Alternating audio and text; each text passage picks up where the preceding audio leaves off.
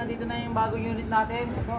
Yan, napaka-carwash na natin. Ang Ford Escape 2015 model automatic transmission mga bossing. Ito na.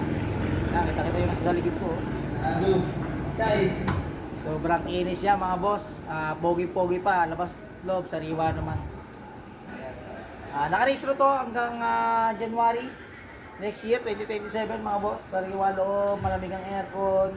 No kalampag, no lagutok. Maganda manakbo mga boss. Ayan. Hatchback to mga boss ha. Hatchback to. Palibot ko kayo mga boss. Ayan o. Kita nyo naman mga bossing oh. Bagong car wash. Poging-pogi mga bossing. Sariwa loob nito pati labas. Hatchback to mga boss ha. Urig plate, tarap likod, nakarehistro hanggang 2027 mga boss. Tingnan natin ito likod ito. Yun oh. Ayan. Sariwa pa mga bossing oh. Sariwa yan mga boss. Sariwa loob mga boss. Taka 2 din head unit mga boss. Loob. All working mga boss, mga bintana apat na gana yan. Kahit dito sa main. 70 odo, automatic transmission, naka head unit. Ang laki niyan. Hindi ko alam kung ilang inches yan oh. Pogi-pogi, di ba?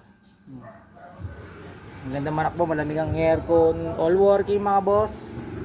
Ayan. Sasakyan pa mga boss oh. Dahil sa harapan. Ayan oh, kita nyo naman mga bossing oh. Unat na unat pa mga boss. Latan-lata pa mga boss oh. Ang ganda pa ng body mga boss oh. Rig paint pa.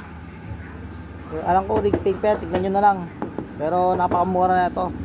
Ford Fiesta mga boss. Complete papers, nakarehistro. Oh, gagamitin nyo na lang. Murang-mura na to. Papas break na natin to mga boss.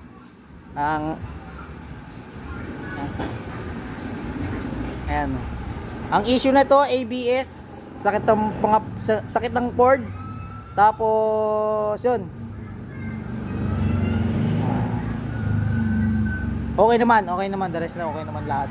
Yan, mga boss. Yan. Pada ano na lang, PMS na lang siguro mga boss. Bibigyan na natin na lang pakamura kasi one time lumabas sa check engine ngayon, hindi naman na. Ngayon medyo maselan lang talaga Ford. Bibigyan na natin to mga boss ng 130. Yan o, paunahan na lang mga boss. So 130k. Location natin silang Cavite mga boss ha. Yan, 130k.